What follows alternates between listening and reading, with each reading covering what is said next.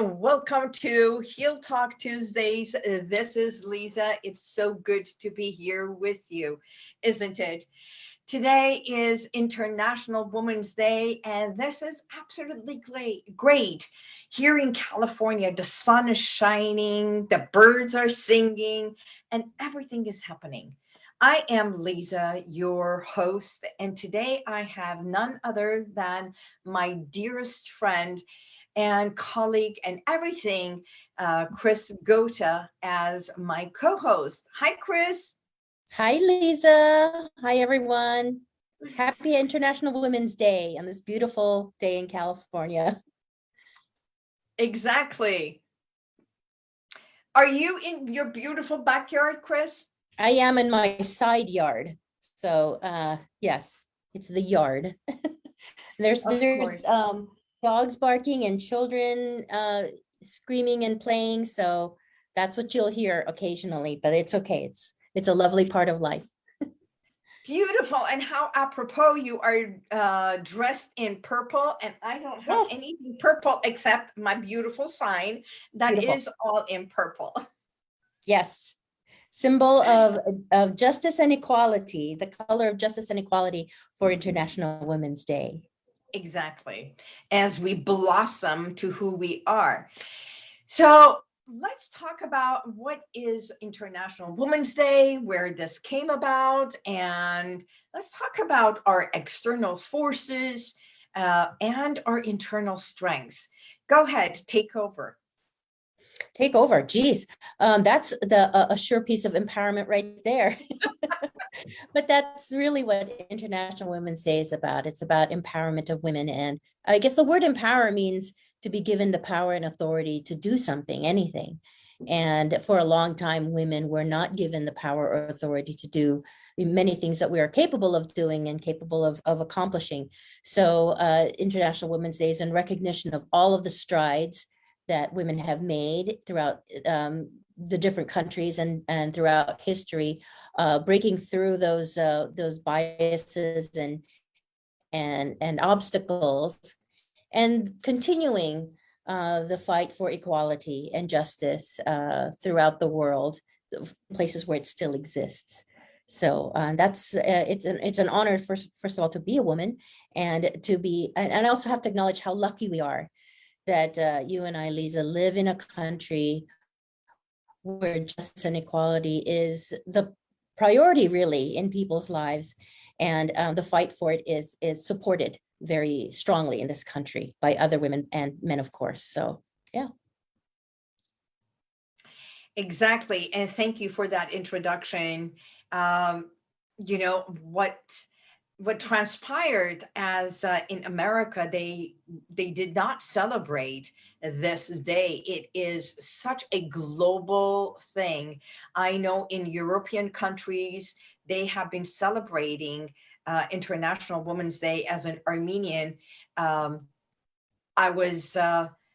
it was years ago when I was still living in my condominium, and my neighbor came with a bouquet of flowers and gifts and everything. And I'm like, what is going on? Today is not my birthday. And she said, it's International Women's Day. In our country, we celebrate this. It's bigger than Mother's Day. It's bigger than a birthday. And I'm like, wow. She said, the honoring of women, our matriarchs, our ancestry of women who have paved the way to be where we are today, who stood those grounds, and we are walking not in their shadows, but moving forward, taking strides and moving forward. And she said it so beautifully. I was like taken back. And that was at least about 9 years ago. And since then, we have started to recognize it. And I know in America, we started to recognize it maybe about 5 years ago. It became such a big deal. Yes. And it's all really through social media, you know, that we've made the world a lot smaller through social media. And you're right, we were very isolated before, and maybe didn't recognize how difficult it was for women in other countries, because we are so lucky to live here and to have the opportunities we have as women here in the United States. So, you know, a lot of it is, when you're talking about external forces and inner strength, yes, we do have that advantage that we don't have a lot of external forces, blocking our way and our path as women.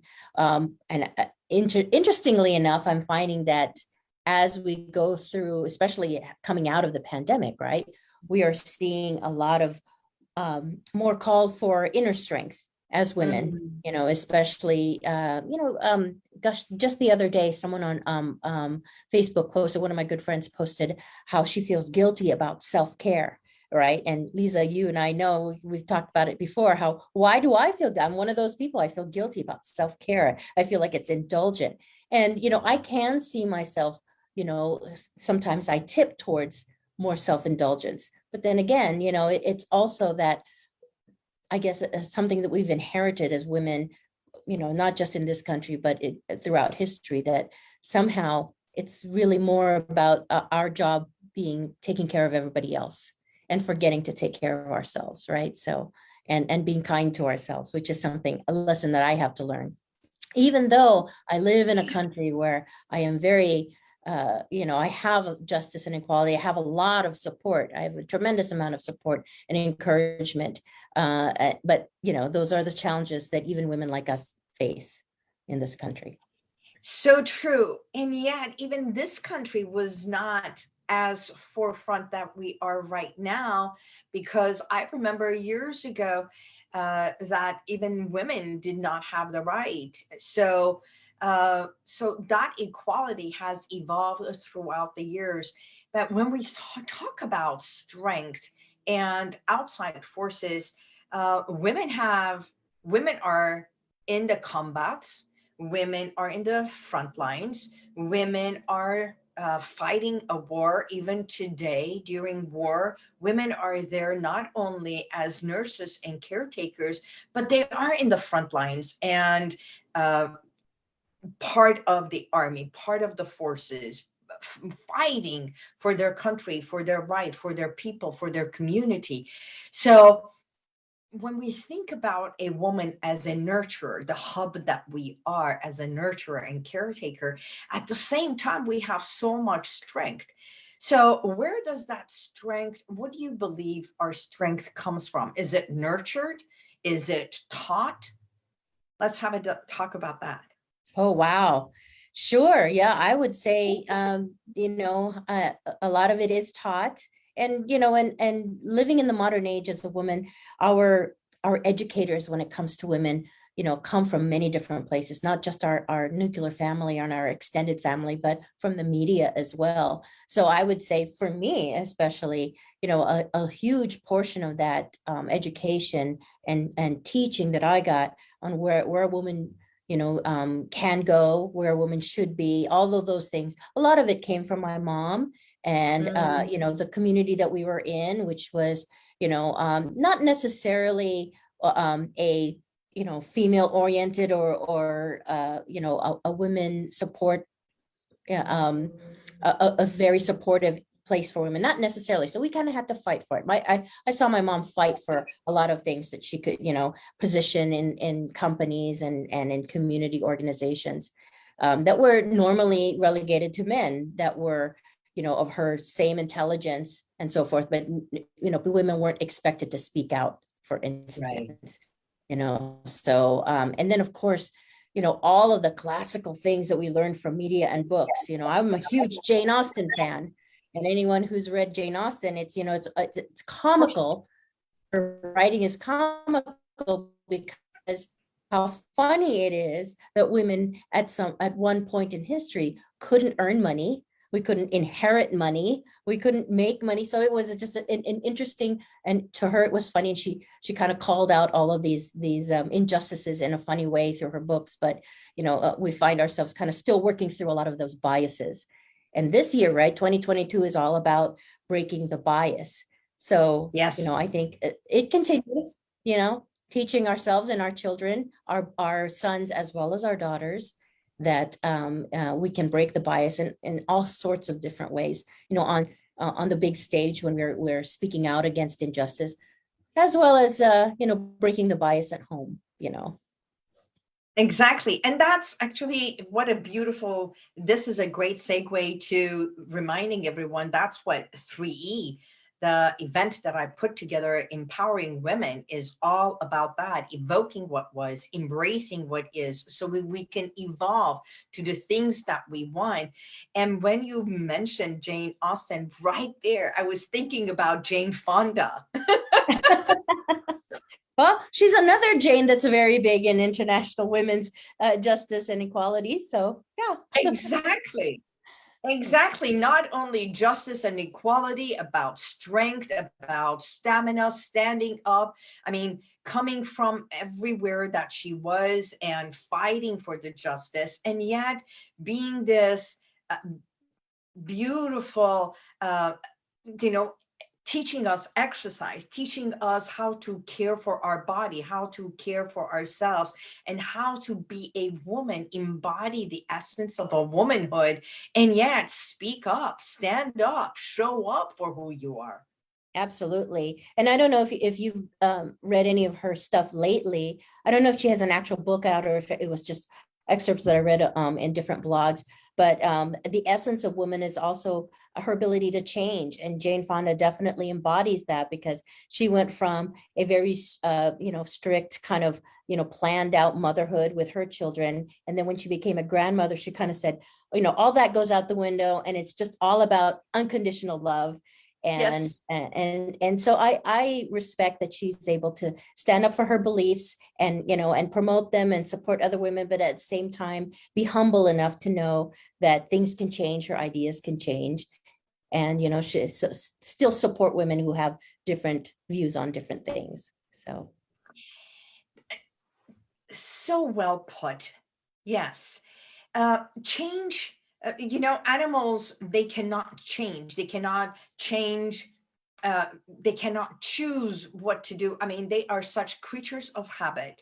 I mean, like when the birds and geese, they have to travel south, they travel south at a certain season. And then if they have to go east, they go east. I mean, it's conditioned. It is part of their bringing. It is only human beings, it is only us that has the power of change and choosing to make a change. So Mhm. we are the only one, and every single one of us, no matter what has happened in our life in the past, we do have a choice today to stand up and say, I can, and I choose, and I can change something, whatever it is. I can change whatever it is I no longer want, but today I can make a decision and make a change in my life to the things that I want. And it can be anything. Mhm. Consequences, understanding the consequences and still doing it. Absolutely right. I 100% agree. And I have to thank you, Liza, because you have been a lot of my support when it comes to, changing things that don't work for me anymore through your hypnotherapy, as well as just your friendship and your advice. And one of the things I wanted to share also on this day is, yes, the ability to change something that doesn't work for me anymore. And anyone who knows me kind of knows me as a lecturer. If something upsets me or something goes wrong, I'm in there, I'm, testifying to Congress, because I just speak and talk, and it's very difficult for me to just shut it down and listen. And I'm learning that, there's the difference between what I'm saying and the energy I'm putting out. So, and of course, Liza, you taught me this, that the energy that we put out actually sends a much stronger and more impactful message. So one of the things I'm kind of looking to change is to change my energy. So a lot of it is if I'm saying something and it's coming from a place of fear, or it's coming from a place of anger or non-centeredness, then that's the message that's coming across, not necessarily the words. So maybe taking time to stop talking, to listen more, to kind of center myself, and maybe not respond with the answer, the solution, but just more conversation. And that energy, that open energy of inclusion, is, I think, kind of going with the theme of International Women's Day of breaking the bias, because it's breaking kind of people's, general, especially my family, opinion of me, that when something goes wrong, I'm there with a lecture, I'm there with a lesson. Chris, is it their opinion or is it a perception? I think it's a little bit of both, because because they've told me, well, Mom, I'm not in the mood for your lecture right now. And, my kids are not little babies anymore. They're teenagers and young men. So, I do have to change my energy around them if I want to be impactful and effective. So I'm doing that. Boy, it's a learning lesson. It's hard for me as I'm set in my ways, but that's what I'm doing out of respect for the women who have come before me, changing the barriers, breaking the biases. If I can do it for myself, I can do it definitely for the world and be the peace, right? Be the peace you want to see in the world. That's Right. what I'm hoping I can accomplish and get better at, in my next decades. That's beautiful. I come from a family. I know you have 3 sons, well, 4 sons. And so you are surrounded with all the men, and you're the only woman in your household.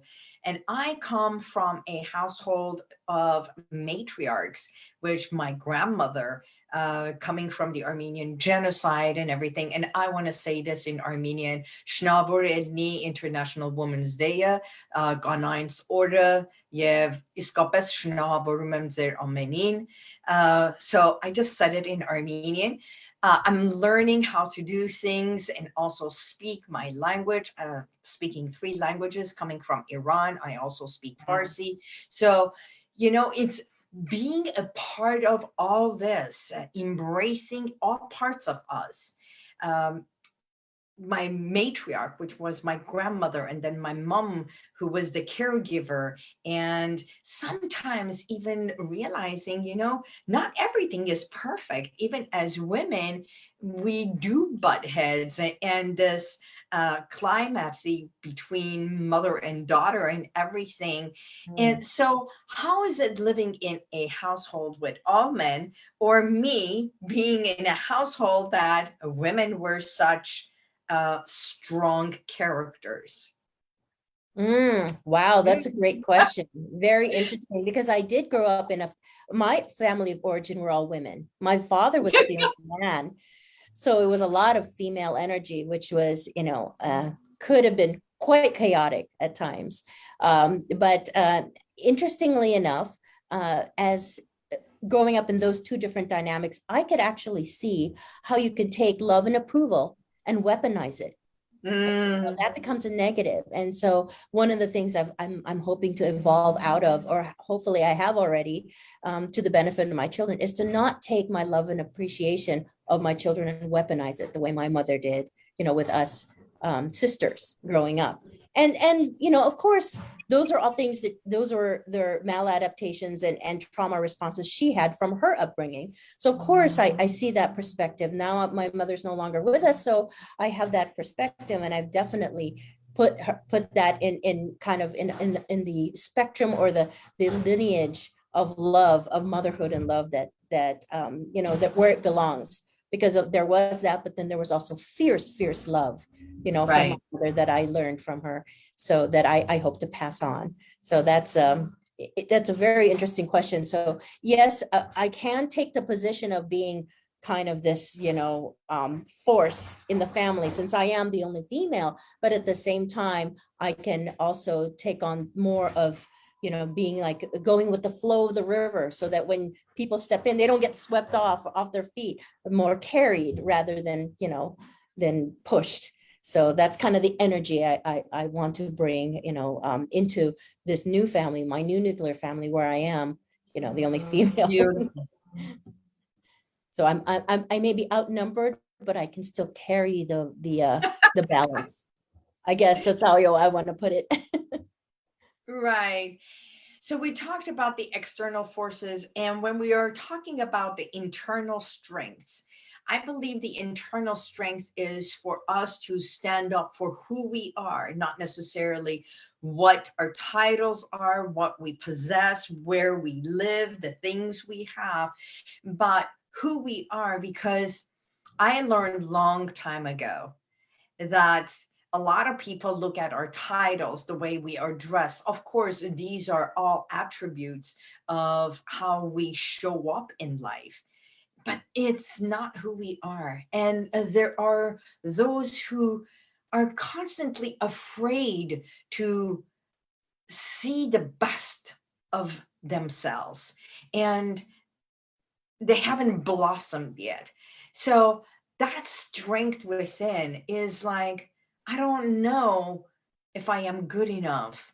And so when I work with the self-esteem, it's not so much the confidence, the self-esteem, to realizing who you are is more than enough.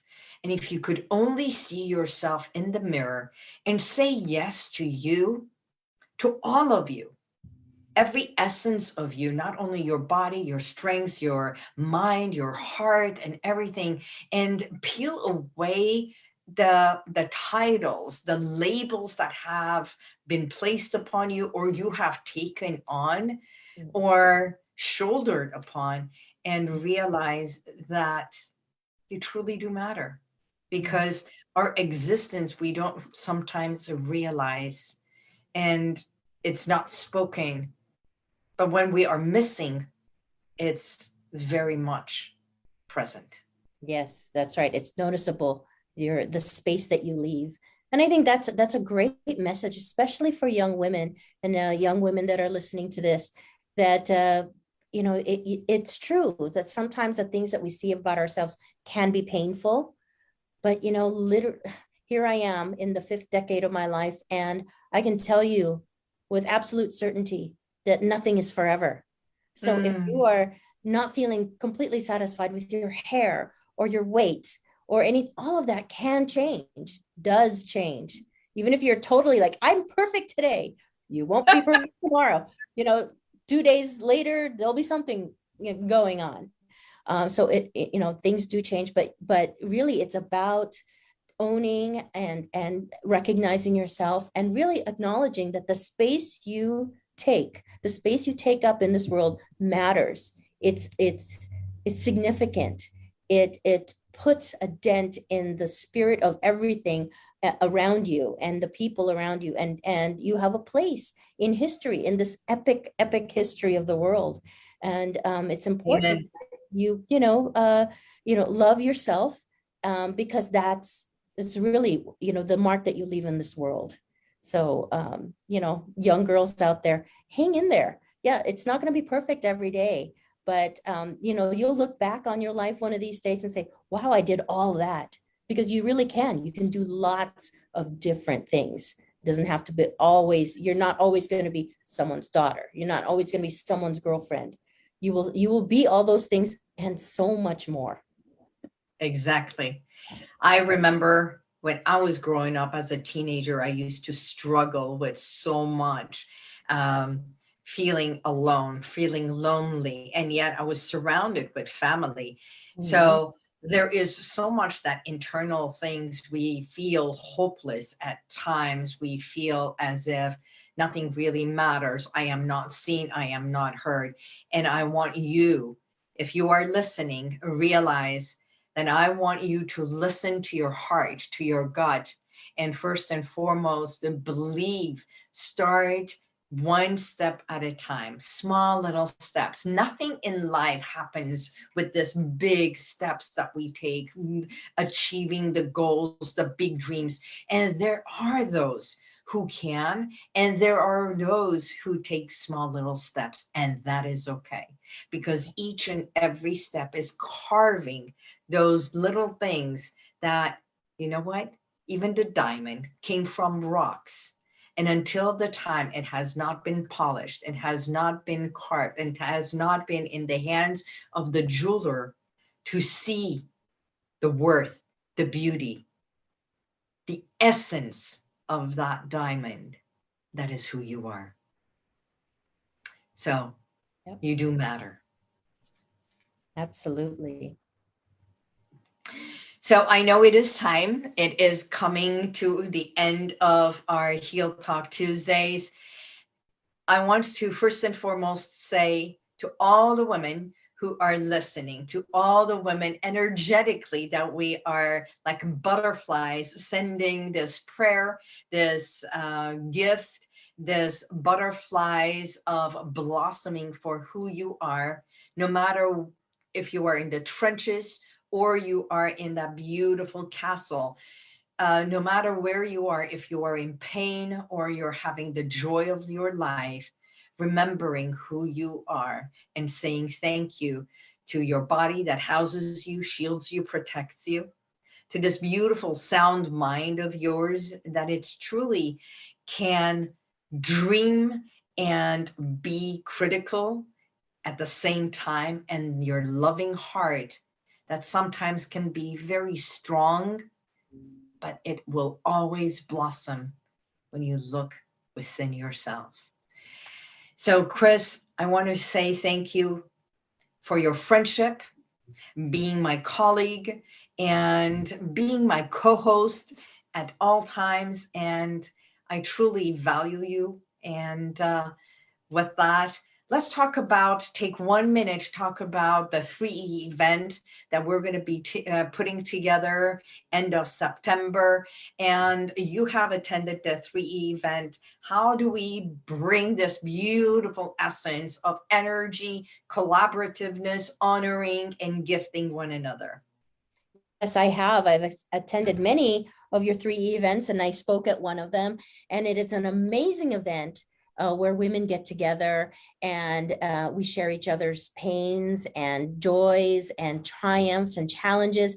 And it's a time of growth. It's a time of evoking, and it's really a wonderful experience. So if you have an opportunity to attend, definitely take some time, do it for yourself, do it for the women around you, and the men and women around you, because the stronger you are inside, the better you're able to show up for the people that you love. So, and that is something that Liza has taught me to not feel so guilty about taking care of myself. And, thank you, Liza, for being such a constant inspiration to me and help to me. And I'm honored to be on your Heal Talk Tuesdays. It's great. And looking forward to 3E. I know it'll be in September, correct? Do we have a date yet in September? It is to be announced, and I believe it's going to be a 2-day. It's like a retreat, and we're opening it to the other side, and it's even men who are going to show up, who are going to speak and empower women. So let us bring this energy, because it's not about only women. There are a lot of men who truly stand by and speak for the women. And we want That's to wonderful. Also embrace them. Yeah, way to break the bias, as this year's International Women's Day theme is to break the bias. And I absolutely 100% believe in that. And that goes both ways, to break the bias on against women as well as men. So I love that. That's great. I'm so looking forward to 3E. So this has been great. Yes. So with that, I want to say cheers with a glass of water. Coffee. Mine is water, but you know what? It even matches my tulips and everything. Oh, yeah, I love perfect. the colors of blossoming. So until next week, I thank you, and I thank you, my audience, for being present, for being here. And until next week, God bless you, and may the universal light surround you. And if you like this, share it, subscribe, and go to YouTube, and you'll see the rest of all my podcasts.